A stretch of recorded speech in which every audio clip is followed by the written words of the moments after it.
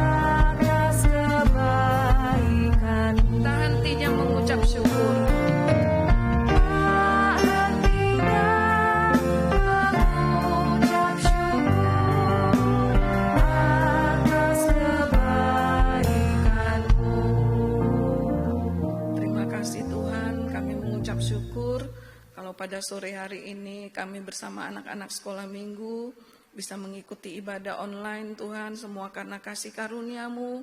Engkau yang menolong saat ini keberadaan mereka di rumah masing-masing.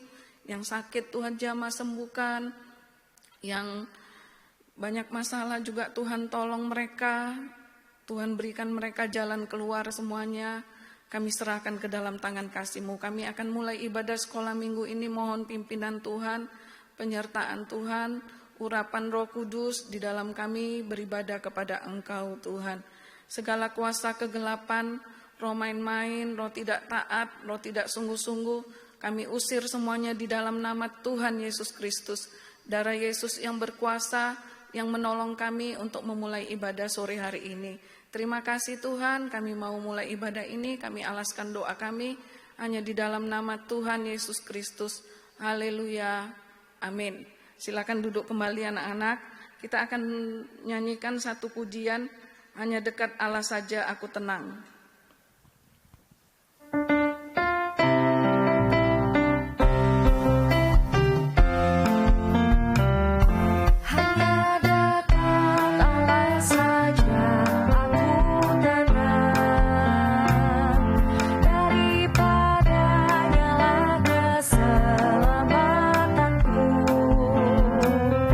Hanya Dia gunung batuku, hanya Dia kota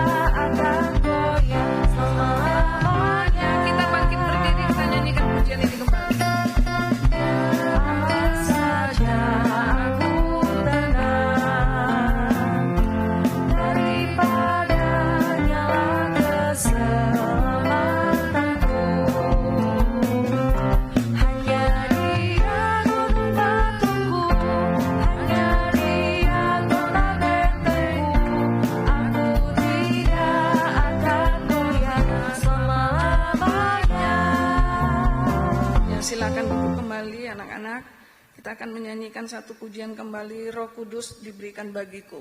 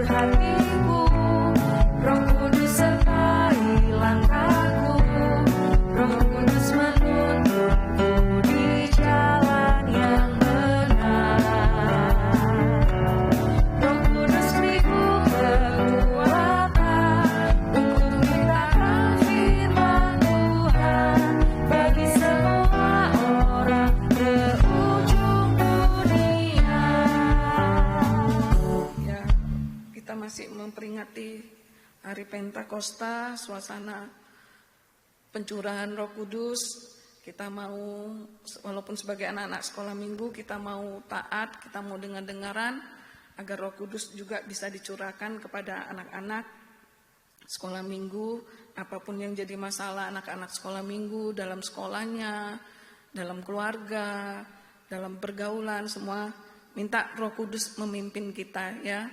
Tante undang anak-anak untuk bangkit berdiri kembali. Kita mau siapkan hati untuk mendengarkan firman Tuhan.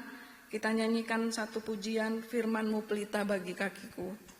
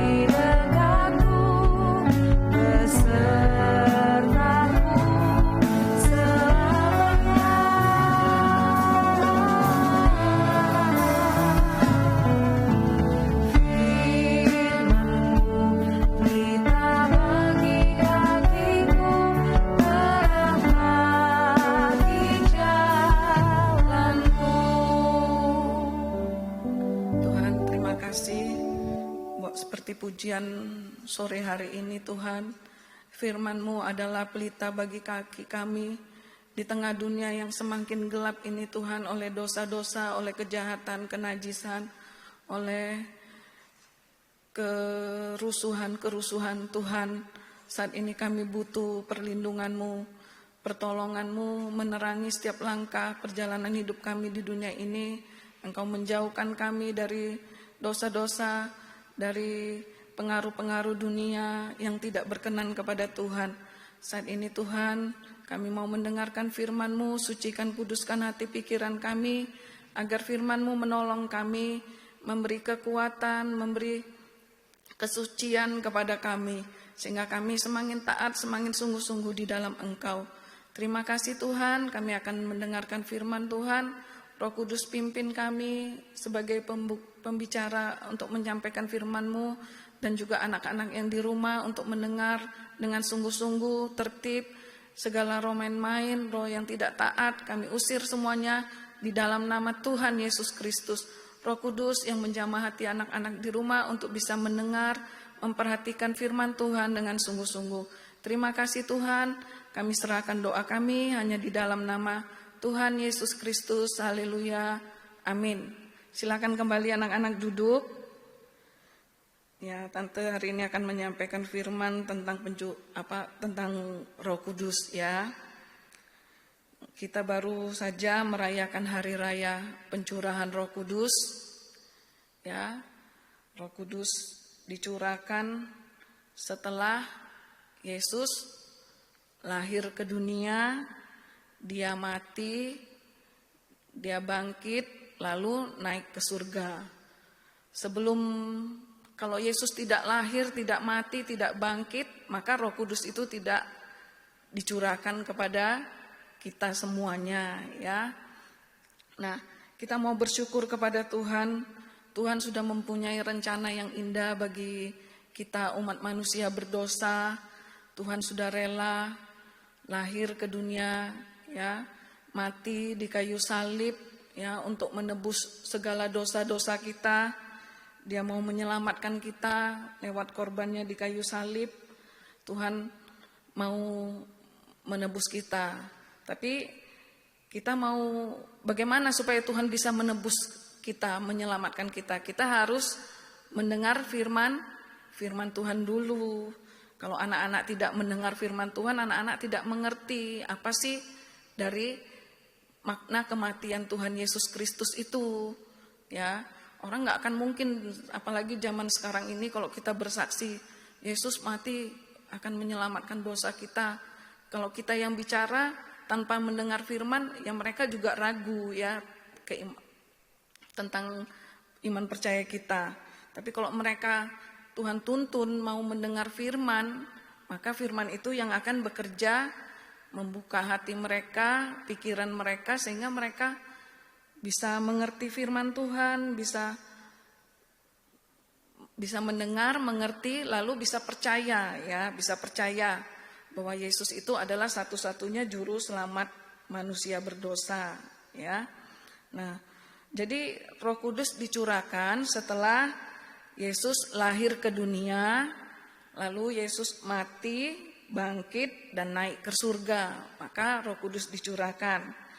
Jadi di sini kita lihat tugas Yesus naik ke surga untuk apa setelah Yesus mati, bangkit, lalu naik ke surga. Untuk apa? Ngapain Yesus naik ke surga, menjalani proses-proses itu tadi? Untuk yang pertama, menyediakan tempat bagi kita ya di surga. Ya, Yesus naik ke surga untuk menyediakan tempat bagi kita di surga. Ya, kita mau baca di Yohanes 14 ayat yang kedua. Yohanes 14 ayat yang kedua dan ketiga, ya anak-anak ya.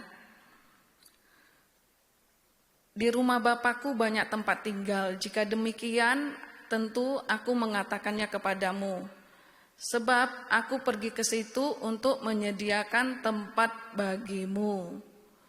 Ayat yang ketiga, dan apabila aku telah pergi ke situ dan telah menyediakan tempat bagimu, aku akan datang kembali dan membawa kamu ke tempatku, supaya di tempat di mana aku berada kamu pun berada.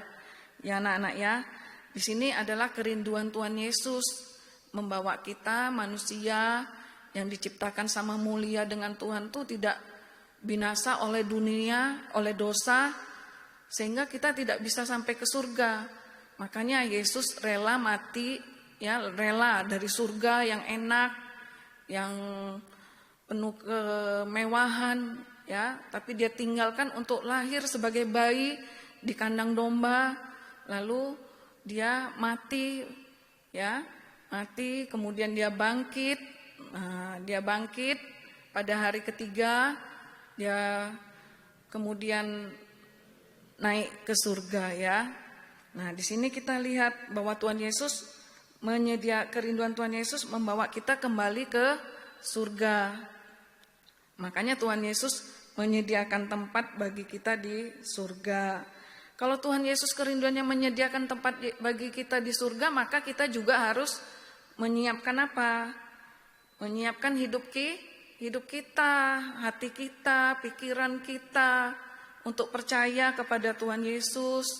Ya, kita juga mau percaya kepada Tuhan Yesus supaya bisa menyambut kedatangan Yesus kedua kali. Tadi kan firman-Nya katakan, aku akan menyediakan tempat, lalu kalau tempatnya sudah selesai dia akan datang kembali kedua kali.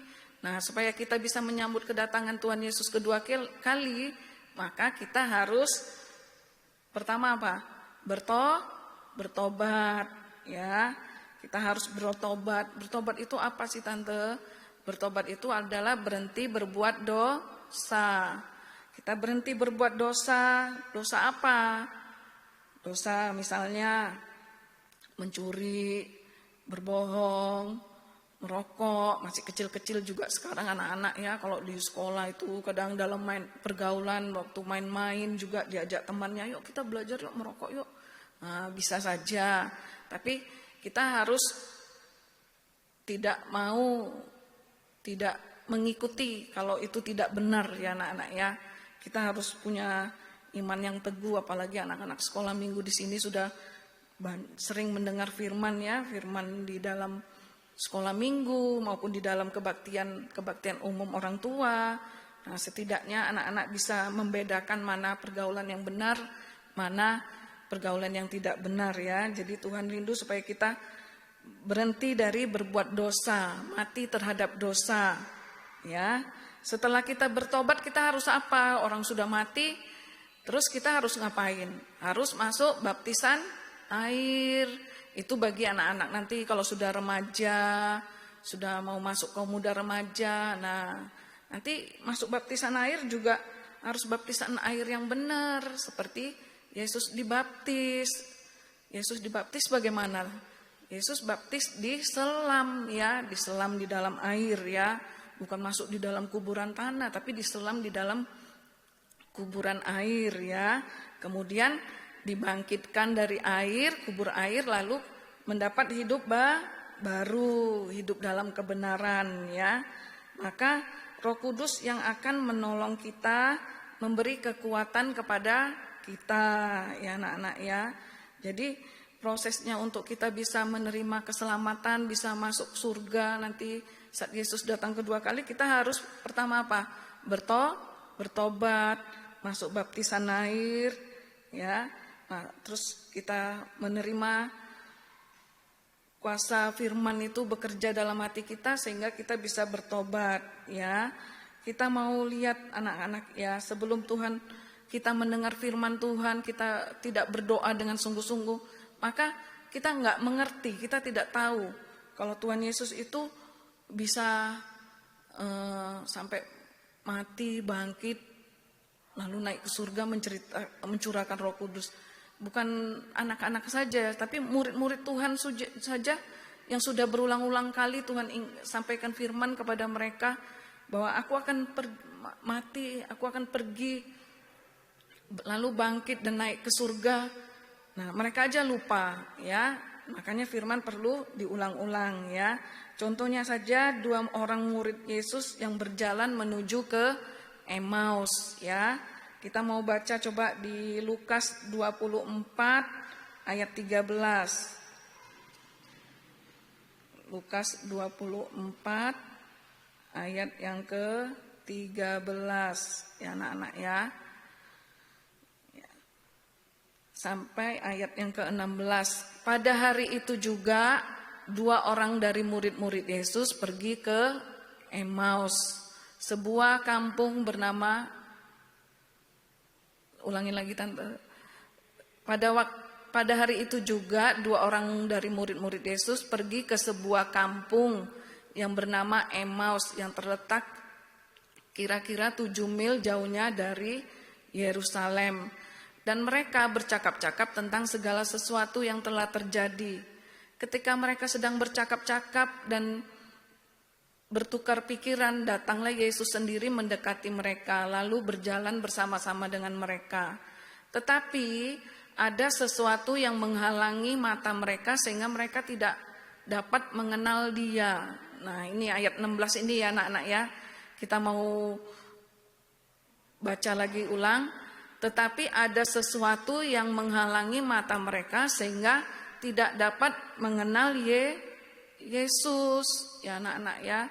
Apa itu? Ya mungkin kekerasan hati, ya, tidak mau menerima firman dengan benar-benar. Mungkin bisa aja saat di rumah anak-anak lagi, apalagi di rumah ya, anak-anak beribadah sambil main-main, sambil guyonan, tidak konsentrasi, tidak fokus saat mendengar firman, bisa aja.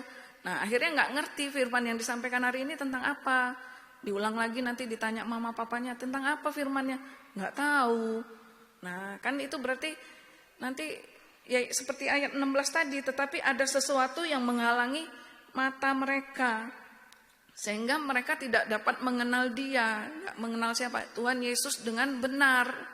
Nah, itu kerugian bagi kita. Tuhan Yesus sudah berjuang dengan sungguh-sungguh, kita nggak berusaha dengan sungguh-sungguh. Oleh sebab itu kita mau berusaha dengan sungguh-sungguh, memperhatikan firman Tuhan dengan sungguh-sungguh, supaya Tuhan membukakan mata hati kita, pikiran kita, supaya mengerti firman Tuhan. Yang kedua, kita baca di Lukas 24 ayat 36. Ya. 24 ayat yang ke-36. Dan sementara mereka bercakap-cakap tentang hal-hal itu, Yesus tiba-tiba berdiri di tengah-tengah mereka dan berkata kepada mereka, "Damai sejahtera bagi kamu." Ya.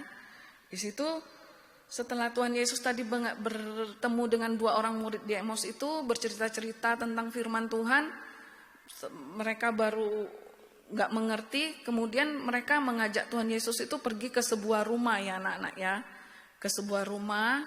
Nah di situ mereka sedang duduk makan bersama Tuhan Yesus, lalu Tuhan memecah-mecahkan roti, barulah di situ mata mereka terbuka ya. Nah di ayat yang ke-30 dan 31. Ya, di Lukas 24 ayat 30 dan 31.